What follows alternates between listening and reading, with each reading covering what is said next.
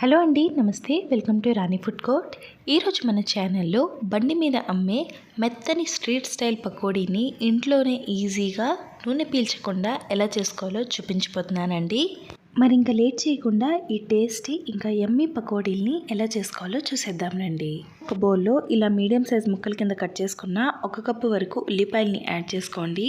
అలాగే 4 నుంచి 5 పచ్చిమిరపకాయల్ని సన్నగా చాప్ చేసుకొని యాడ్ చేసుకోండి.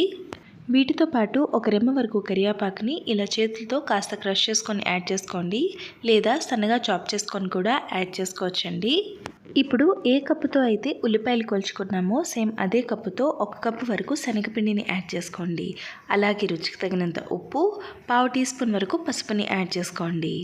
వీటితో పాటు ఒక 1/2 టీ స్పూన్ వరకు వంట సోడాని కూడా యాడ్ చేసుకొని వాటర్ ఏమీ వేయకుండా ముందు మొత్తాన్ని ఒకసారి మిక్స్ చేసుకోండి. ఇలా నీట్గా మిక్స్ చేసుకున్న తర్వాత కొంచెంగా వాటర్ని యాడ్ చేసుకుంటూ పిండిని మరీ పలుచగా కాకుండా అలా అని మరీ గట్టిగా కాకుండా మీడియం కన్సిస్టెన్సీకి అడ్జస్ట్ చేసుకుంటూ మిక్స్ చేసుకోండి. చూడండి, ఇక్కడ చూపించిన కన్సిస్టెన్సీకి మిక్స్ చేసుకుంటే సరిపోతుంది. ఇలా పిండి మొత్తాన్ని మిక్స్ చేసుకున్న తర్వాత దీంట్లో 1 టేబుల్ స్పూన్ వరకు వేడిగా ఉన్న నూనెని యాడ్ చేసుకోండి.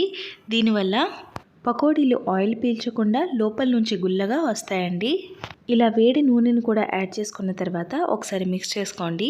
మిక్స్ చేసుకున్నాక ఈ పిండిని రెడీగా పక్కన పెట్టుకోండి.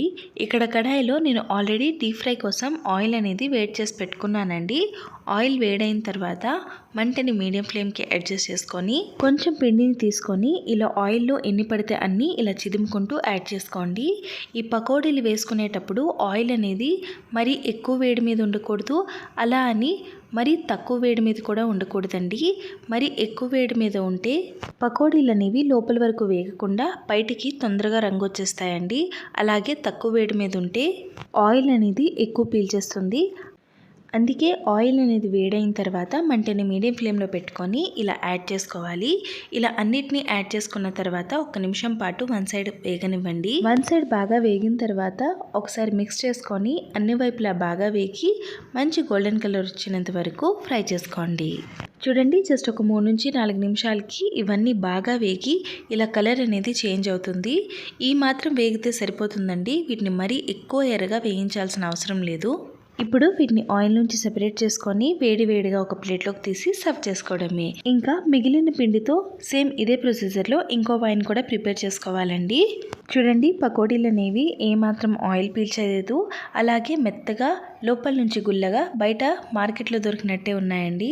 మరి ఈ రెసిపీని మీరు కూడా తప్పకుండా ట్రై చేసి మీకు ఇలా కుదిరిందో కమెంట్ చేసి చెప్పండి. మరికొన్ని ఇలాంటి ఇంట్రెస్టింగ్ ఇంకా ఈజీ రెసిపీస్ కోసం ప్లీజ్ ఛానల్ని సబ్స్క్రైబ్ చేసుకొని పక్కనున్న బెల్ ఐకాన్ని యాక్టివేట్ చేసి ఆల్ అని క్లిక్ చేసుకోండి. And finally thank you so much for watching.